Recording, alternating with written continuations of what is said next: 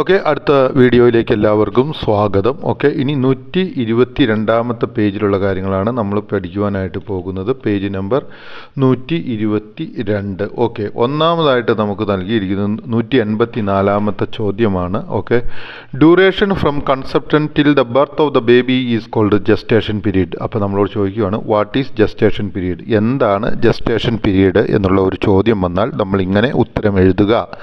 The duration from conception, അതായത് ഗർഭധാരണം മുതൽ ടിൽ വരെ, എവിടെയാണ്? The birth of the baby, അതായത് ബേബി അല്ലെങ്കിൽ കുഞ്ഞ് ജനിക്കുന്നത് വരെ ഈസ് കോൾഡ് ജസ്റ്റേഷൻ പീരീഡ്. അത്രയും സമയത്തെയാണ്, അതായത് ഗർഭധാരണം മുതൽ പ്രസവം വരെയുള്ള സമയത്തെയാണ് നമ്മൾ എന്ത് എന്ന് പറയുന്നത്? ജസ്റ്റേഷൻ എന്ന് പറയുന്നത്. ഇനി 185 ചോദ്യം. In humans gestation period ranges from 270 to 280 days. അപ്പം നമ്മൾ ചോദിക്കുകയാണ്, how many days is the human gestation period? എത്ര ദിവസമാണ് മനുഷ്യൻ്റെ ഗർഭധാരണ കാലാവധി എന്ന് ചോദിച്ചാൽ നമ്മൾ പറയുക, ഇൻ ഹ്യൂമൻസ്, മനുഷ്യരിൽ ജസ്റ്റേഷൻ പീരീഡ് ഗർഭധാരണ കാലാവധി റേഞ്ചസ് ഫ്രം, തുടങ്ങുന്നു, ഫ്രം 270 270 to 280 280 ദിവസത്തേക്ക്. ഓക്കെ, ഇനി ഇലിസ്ട്രേഷൻ 5.4 ഡെവലപ്മെൻറ്റ് ഓഫ് ഫീച്ചേഴ്സ്, അതോടെ ഫീച്ചേഴ്സിൻ്റെ ഡെവലപ്മെൻറ്റ് എന്നുള്ള ഭാഗമാണ്. ഓക്കെ, നമ്മൾ 186 ചോദ്യമായിട്ട് തന്നിരിക്കുന്നത്, the development of the human features can be divided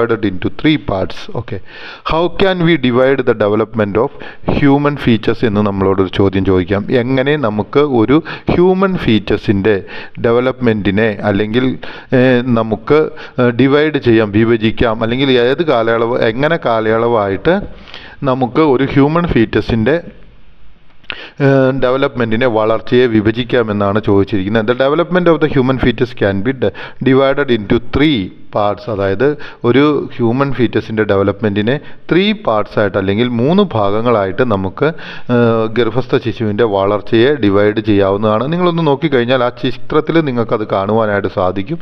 illustration 5.4. Okay, ഒന്നാമതായിട്ട് ഫസ്റ്റ് ട്രിം സെറ്റർ, അതായത് ഫസ്റ്റ് ട്രിം സെറ്ററിന് എന്താണ് പറയുന്നത്? ഫസ്റ്റ് ട്രിം സെറ്റർ എന്ന് പറയുന്നു, അതായത് 1 മുതൽ 3 മാസം വരെയുള്ളത് ഫസ്റ്റ് ട്രിം സെറ്റർ. അതുപോലെ സെക്കൻഡ് ട്രിം സെറ്റർ, അതായത് 4 മുതൽ 6 മാസം വരെയുള്ളതിന് സെക്കൻഡ് ട്രിം സെറ്റർ എന്ന് പറയുന്നു. മൂന്നാമതായിട്ടുള്ളതിന് തേർഡ് ട്രിം സെറ്റർ, അതായത് 7 മുതൽ 9 മാസം വരെയുള്ളതിന് തേർഡ് ട്രിം സെറ്റർ എന്ന് പറയുന്നു. So development of the human features can be divided into 3 parts. അതായത് ഹ്യൂമൻ ഫീച്ചേഴ്സിൻ്റെ ഗർഭത്തിലുള്ള വളർച്ച 3 ഭാഗങ്ങളായിട്ട് തിരിക്കാം എന്നുള്ളതാണ് പറഞ്ഞത് ഇവിടെ പറഞ്ഞത്. ഇനി നമ്മൾ 187 ചോദ്യത്തിലേക്ക് പോവുകയാണ്. First trimester, first to 3 months the heart begins to beat. അപ്പോൾ ഫസ്റ്റ് ട്രിം സെറ്ററിൽ, ആദ്യത്തെ ട്രിം സെറ്ററിൽ എന്താണ് സംഭവിക്കുന്നത്? ഒന്നാമതായിട്ട് when do the heart beats of a child starts in the womb of the mother എന്ന് ചോദിച്ചാൽ നമ്മൾ എഴുതുക in the first trimester, അതായത് ഫസ്റ്റ് ടു തേർഡ് മന്തിലാണ് ഹാർട്ട് ബീറ്റിംഗ് തുടങ്ങുന്നത്. രണ്ടാമതായിട്ട് 188 ചോദ്യം. ഫസ്റ്റ് ട്രിം സെറ്ററിൽ 1 to 3rd month formation of limbs and fingers and toes.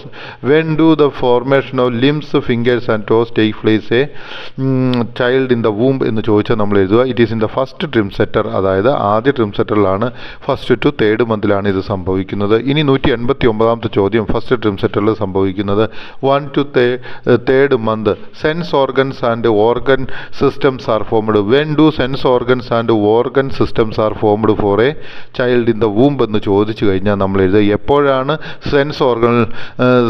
Sense ഓർഗൻസും അതുപോലെ തന്നെ ഓർഗൻ സിസ്റ്റവും അവയവങ്ങളും അതുപോലെ തന്നെ പഞ്ചേന്ദ്രിയങ്ങളും ഒക്കെ ഫോം ചെയ്യുന്നത് എന്ന് ചോദിച്ചാൽ നമ്മൾ എഴുതുക it is formed in the first trimester, അതായത് ഫസ്റ്റ് ടു തേർഡ് മന്ത് ആണെന്ന് എഴുതുക. ഇനി 190 ചോദ്യം.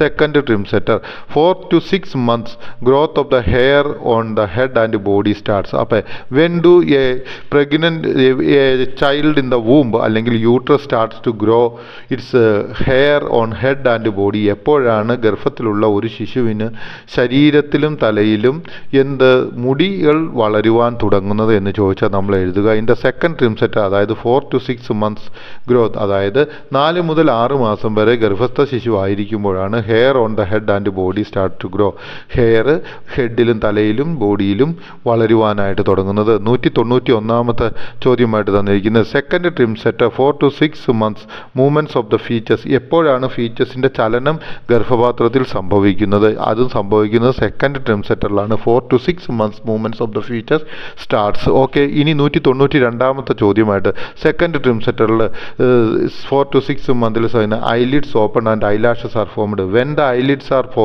Open and when the eyelashes are formed for a child, അപ്പോഴാണ് കൺപീലികൾ തുറക്കുകയും കൺപോളകൾ ഉണ്ടാവുകയും ചെയ്യുന്നത് എന്ന് ചോദിച്ചാൽ നമ്മൾ എഴുതുക it is in the second trimester. അതായത് സെക്കൻഡ് ട്രിംസെറ്ററിലാണ് കൺപീലികൾ തുറക്കുകയും ഐലാഷസ് ഫോം ചെയ്യുകയും ചെയ്യുന്നത്. ഇനി 194 ചോദ്യമായിട്ട് 193 ചോദ്യമായിട്ട് തന്നിരിക്കുന്നത് third trimester 7 to 9 months the lungs attain complete growth. എപ്പോഴാണ് ഒരു ശിശുവിന് ലങ്സ് അതായത് ശ്വാസകോശത്തിൻ്റെ വളർച്ച എത്തുന്നത്? ഗർഭത്തിലായിരിക്കുമ്പോൾ 7 to 9 months ഒരു ശിശുവിൻ്റെ ശ്വാസകോശത്തിൻ്റെ വളർച്ച പൂർത്തീകരിക്കപ്പെടുന്നു. Okay, the third trimester 7 to 9 months the lungs attain lens ആർജിച്ചെടുക്കുന്നു. കംപ്ലീറ്റ് ഗ്രോത്ത് പൂർണ്ണമായ വളർച്ച എപ്പോഴാണ്? 7 മുതൽ 9 മാസം വരെ ഉള്ളപ്പോൾ ലെൻസ് അമ്മയുടെ ശരീരത്തിലായിരിക്കുമ്പോൾ തന്നെ ഗർഭത്തിലായിരിക്കുമ്പോൾ തന്നെ പൂർണ്ണ വളർച്ച എത്തുന്നു.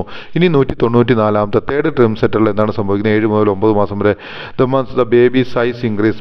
ബേബിയുടെ സൈസ് വളരെ പെട്ടെന്ന് റാപ്പിഡായിട്ട് വളരുന്ന സമയമാണ് 7 മുതൽ 9 മാസം വരെ. ഇനി നമുക്ക് ഇൻഡിക്കേറ്റേഴ്സിനോട് കണക്റ്റഡ് ആയിട്ടുള്ള ചില ചോദ്യങ്ങളാണ് നമുക്ക് ഇവിടെ തന്നിരിക്കുന്നത്. ഓക്കെ, 195 തന്നിരിക്കുന്നത് first trimester position of the foetus head is up. അപ്പോൾ ഇൻ ദ ഫസ്റ്റ് ട്രിംസെറ്ററിൽ ഒരു ഫീറ്റസിൻ്റെ ഹെഡിൻ്റെ പൊസിഷൻ എന്താണ്?